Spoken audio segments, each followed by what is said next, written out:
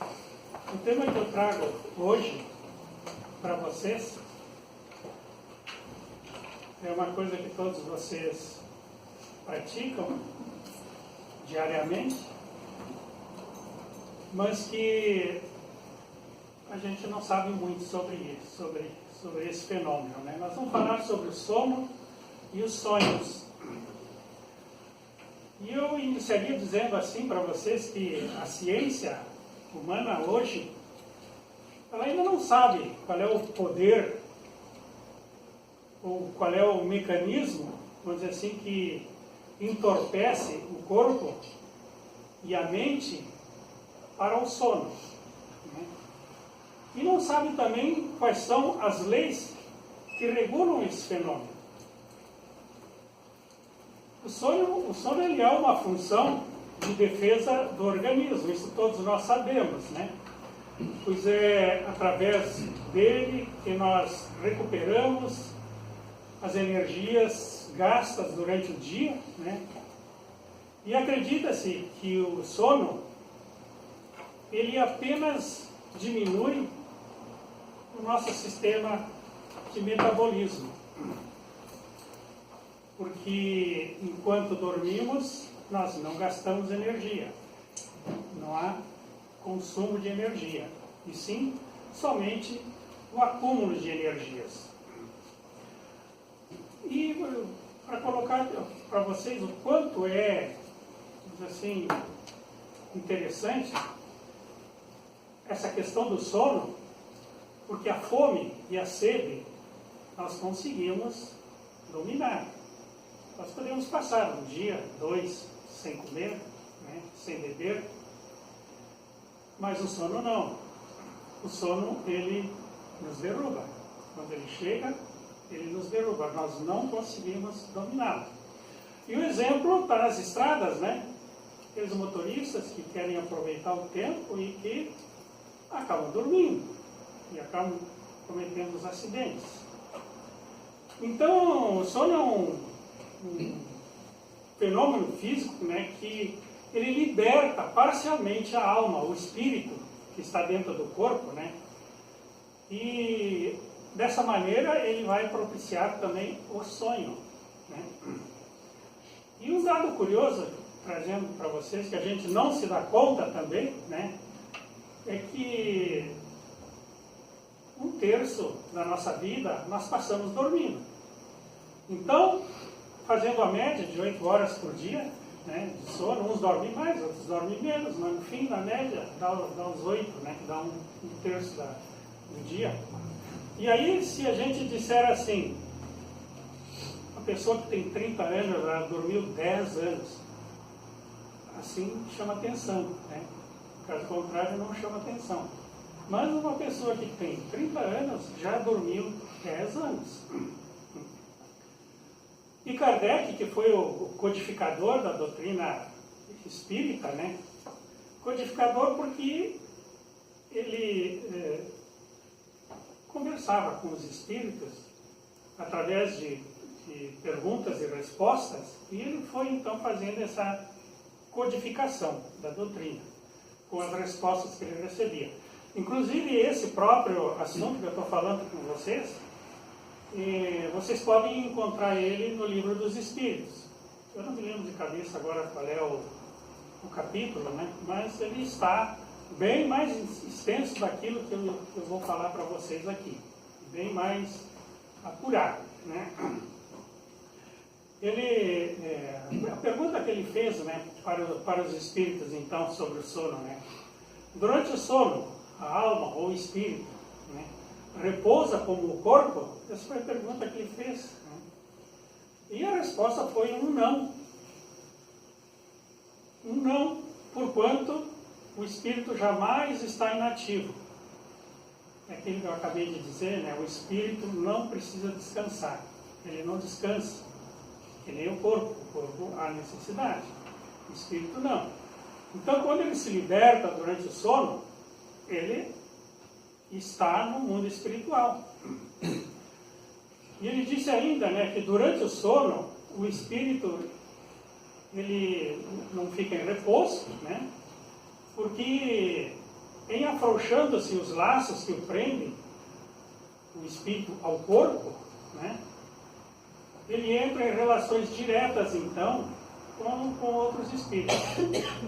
Então, nós, encarnados, quando dormimos, vamos nos encontrar com encarnados do outro lado e com aqueles que já partiram. Nós vamos nos encontrar, sim, né? E durante o sono, então, esse encontro, ele é uma convivência mútua. Há essa convivência mútua entre nós e o mundo espiritual. E é isso que a doutrina espírita, então, chama de emancipação da alma. Ou seja, a alma se emancipa e retorna à pátria invisível. Durante o sono, então, o corpo fica inativo, o espírito se desprende, se desdobra, né, e passa a viver momentaneamente a vida espiritual. E também aqui, para que a gente possa entender melhor, tem dois exemplos. O primeiro deles, eu até faço como uma pergunta a cada um de vocês: quem é que ainda não sonhou que estava voando? Essa é a prova de que nós nos libertamos do corpo e estamos no mundo espiritual. É raro aquele que não sonhou alguma vez que estava voando. E a outra é mais raro, né? Mas acontece também, muitas pessoas se desprendem e se elevam do corpo e conseguem ver o corpo deitado lá na cama, o corpo descansando, e ele fora do corpo. Então, quando o espírito se desprende, então, né, do corpo, como é que ele volta, então? Né? Ele sai, vai, e daí, para voltar. Na verdade é assim, ó, todos nós ficamos ligados, enquanto estamos na vida física, por um laço fluídico. É um laço que nos une, o espírito, ao corpo. E esse laço, ele se alonga. Para onde o espírito for, ele vai. Né? Ele vai se alongando. Né? Mas no momento em que ele tem que vir de volta, ele volta instantaneamente. Não tem demora nenhuma e ele volta. E volta sempre. Né? É dessa maneira, então, que quando nós nos desprendemos, acabamos retornando ao nosso corpo. E muitas vezes, quem já não teve um pesadelo, né, de estar escapando de alguém, acorda, mas acorda já suado, acorda já assustado, né? E veio instantaneamente. E por isso que ainda tem, vamos dizer assim, aquela presença de alguém que o está perseguindo. Né? Então, eu vou dar fora, vou para o corpo de novo, que daí não me impede. Esse laço do fluídico, ele também, na doutrina espírita, ele é chamado como cordão de prata. Tá? É um laço que une a nossa nuca aqui ao corpo.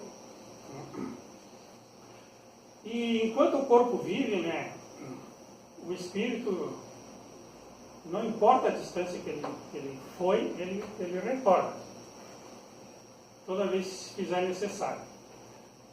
E o sono, então, ele é, vamos dizer assim, um prelúdio, uma antecipação do sonho.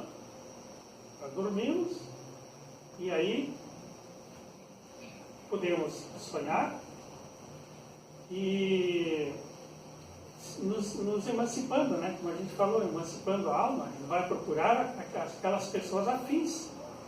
Tanto aqui, como a vida no mundo espiritual é idêntica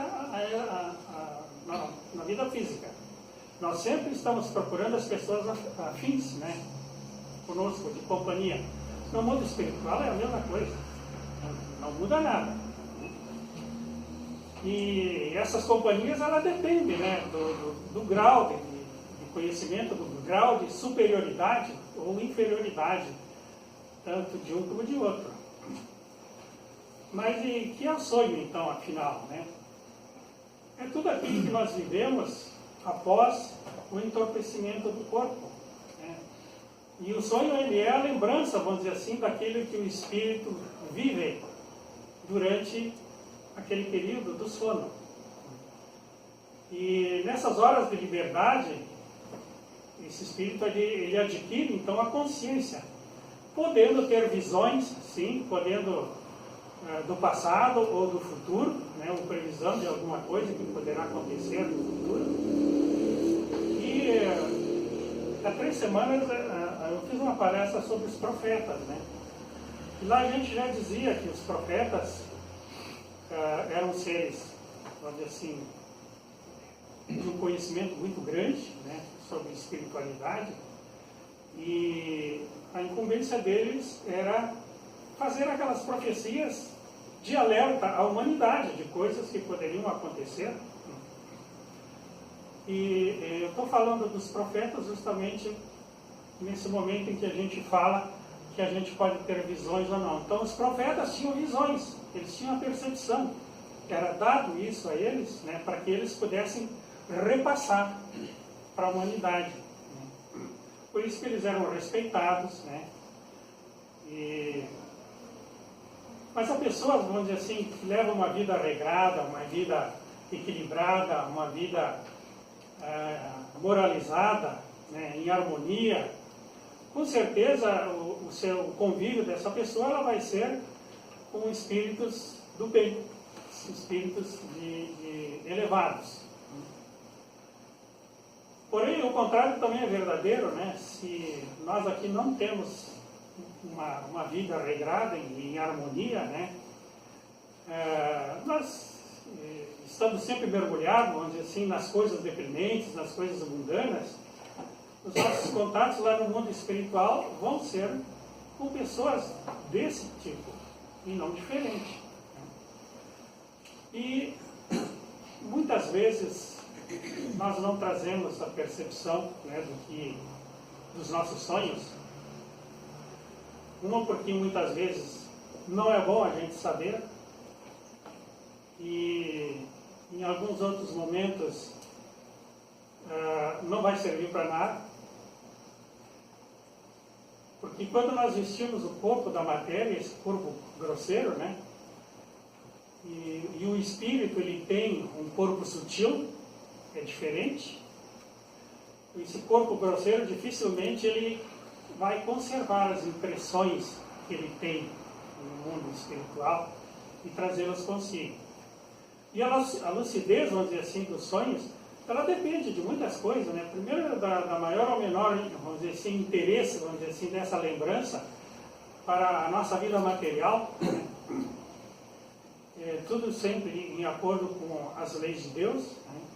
Do maior ou menor adiantamento que cada um tem, né? Do bloqueio que muitas vezes acontece, principalmente no corpo físico, enquanto estamos na matéria, né, sobre essas lembranças. E eu poderia dizer para vocês que são 2 tipos de sonhos que nós convivemos com eles, né? Um são os sonhos do subconsciente. O que é os sonhos do subconsciente? São aquelas reproduções de ideias, né, de pensamentos, de impressões que afetam, vamos dizer assim, a nossa mente durante o dia. Ou seja, são coisas que nós sonhamos, mas que fazem parte do nosso dia a dia, daquilo que nós vivemos, já vivemos e estamos vivendo. E esses sonhos do subconsciente, eles são frutos, então, né, do nosso temperamento imaginativo, dos nossos recalques, né, dos nossos medos, das nossas angústias. Eles sempre fazem parte por esse lado, né? E isso caracteriza como sonhos de aspecto, muitas vezes confusos, né, sem coerência, sem nitidez, muito sem nitidez. Muitas vezes a gente sonha, e embora a gente saiba com quem sonhou, a gente não viu o rosto. Isso eu não preciso dizer para vocês que cada um de vocês sabe, que a gente não consegue identificar o rosto da pessoa que está ali, mas quando tu acorda, tu sabe com quem tu estava. Tu não tem dúvida, né? Então temos esses sonhos nebulosos aí, né, sem muita nitidez. Porque também o espírito ele vê aquilo que ele deseja, né? E aquilo que ele vai procurar. Aquilo que nós desejamos, vamos procurar, é isso que nós vamos encontrar. Não é nada diferente disso. Também é preciso que a gente não esqueça, né, que durante o sono, a alma ela fica, vamos dizer assim, mais ou menos ainda sob a influência da matéria, até porque nós ainda ficamos ligados, né, ao corpo. E esse sonho, nos sonhos do subconsciente, nós acabamos nos colocando os nossos problemas psicológicos, né, as imagens dos nossos sonhos, elas representam muitas vezes os nossos desejos reprimidos, né, as nossas preocupações, os nossos temores.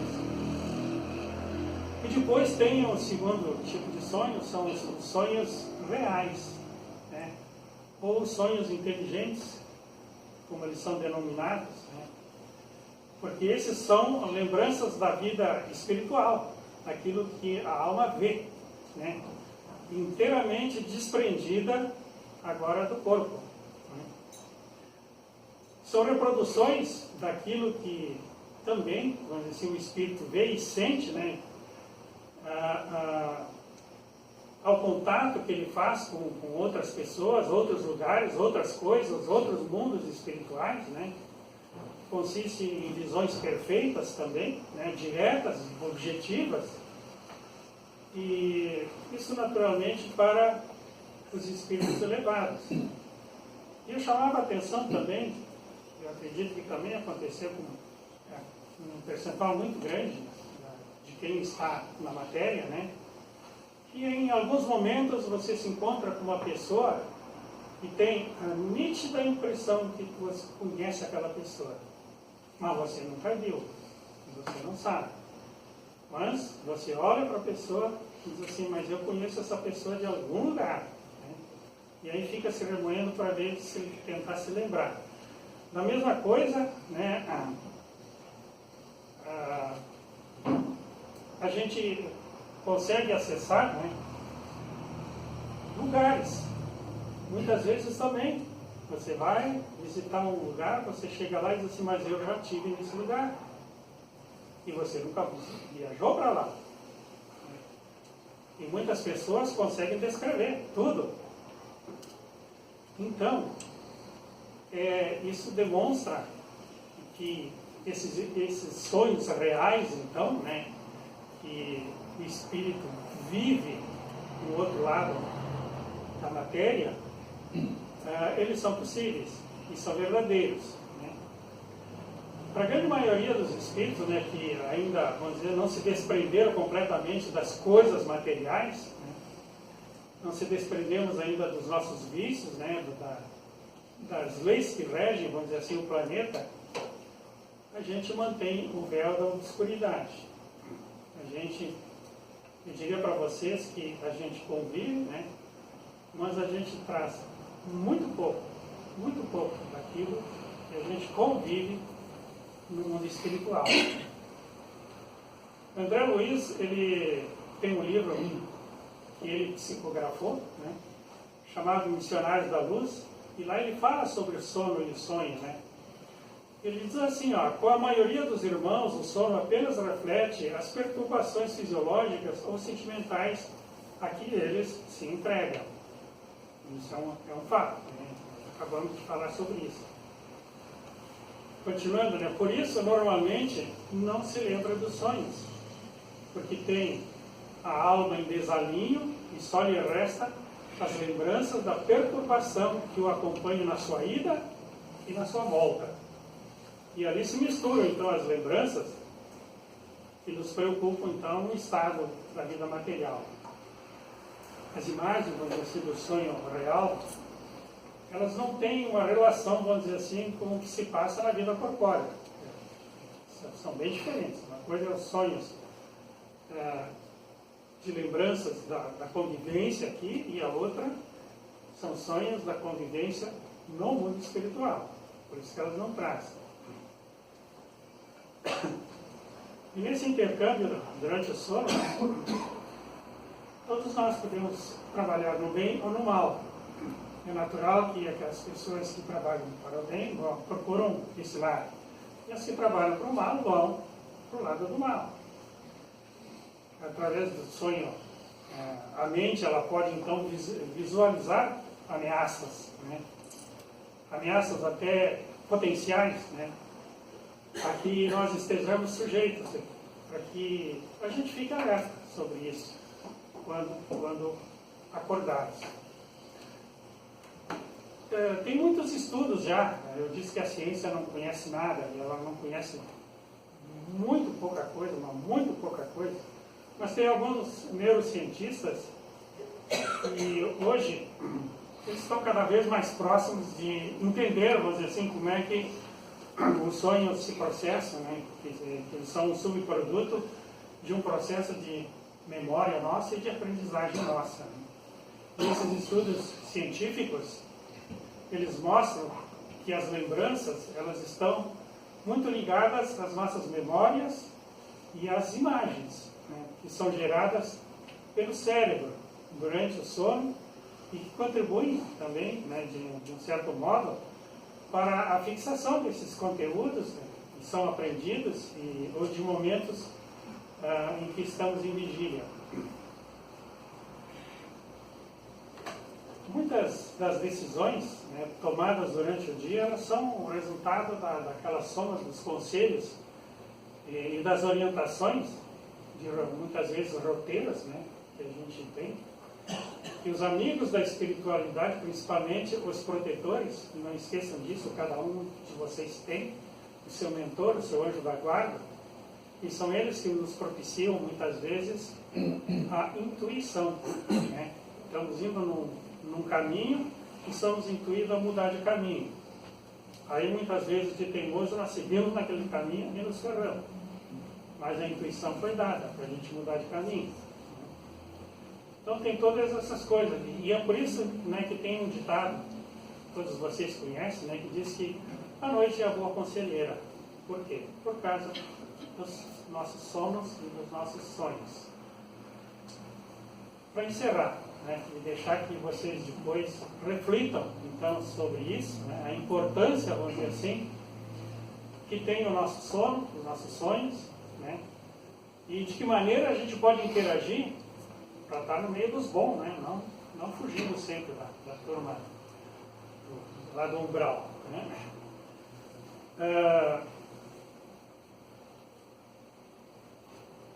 Eu diria para vocês que durante o nosso sono, né, nossos sonhos, reuniões maravilhosas elas se realizam, né, assim, na espiritualidade, enquanto nós dormimos, mas com objetivos, sim, de esclarecimento, de orientação, de confraternização.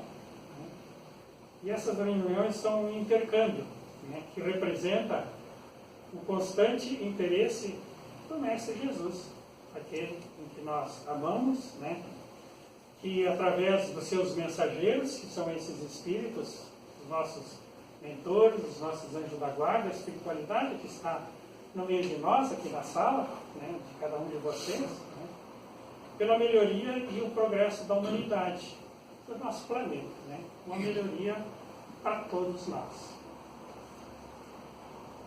Eu diria assim que, para finalizar mesmo agora, né, interpretar sonhos, né?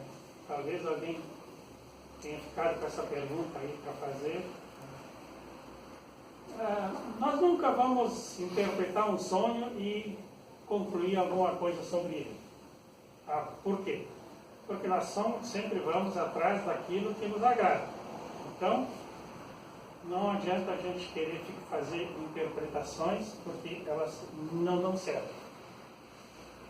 Esses neurocientistas aqui que eu pesquisei, eles mesmos disseram, né, eles já trabalharam estatisticamente, né, com milhares de pessoas, colocando seus sonhos, etc. e tal, para ver essa questão da interpretação, é ganhar na Mega Sena. Alguém vai acertar, né? Alguém vai acertar, mas muitos mais, muitos não vão acertar aqueles 5 numerozinhos, 6 numerozinhos lá. Então eu vou convidar de novo a fechar os olhos, nós vamos receber os passistas e cada